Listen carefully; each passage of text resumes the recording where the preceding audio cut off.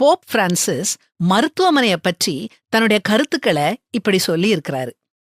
ஆலய சுவர்களை விட மருத்துவமனை சுவர்களே பல உருக்கமான பிரார்த்தனைகளை கேட்டிருக்கின்றன.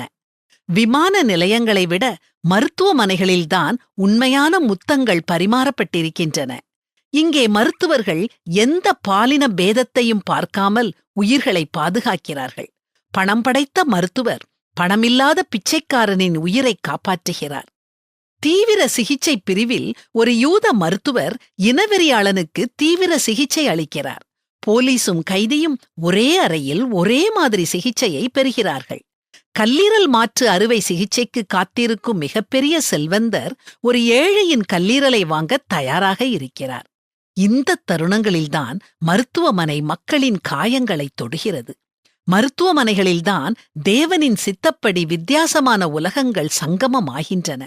இந்த சங்கமத்தில் தனி ஆளாகிய நான் ஒன்றுமே இல்லை என்பதை உணர்கிறோம்.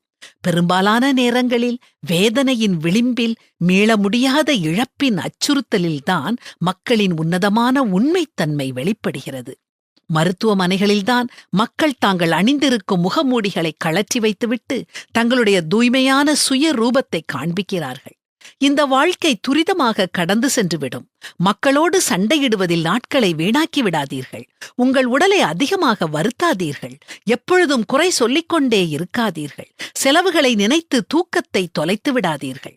உங்கள் அன்புக்குரியவர்களை அரவணையுங்கள். ஒவ்வொரு மனிதனும் தனக்கு தேவையானவைகளை சம்பாதிக்க வேண்டும். அது போதும். திரளான சொத்துக்களை வாங்கி குமிக்காதீர்கள்.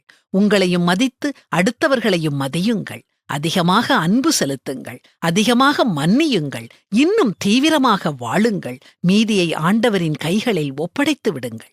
இப்படிக்கு போப் பிரான்சிஸ். அனுபவசாலியின் அறிவுரையை கேட்டு நடப்போம். நீ ஞானமுள்ளவனாயிருக்கும்படி ஆலோசனையை கேட்டு புத்திமதியை ஏற்றுக்கொள் அப்படின்னு வேதாகமமும் நமக்கு அறிவுறுத்துது.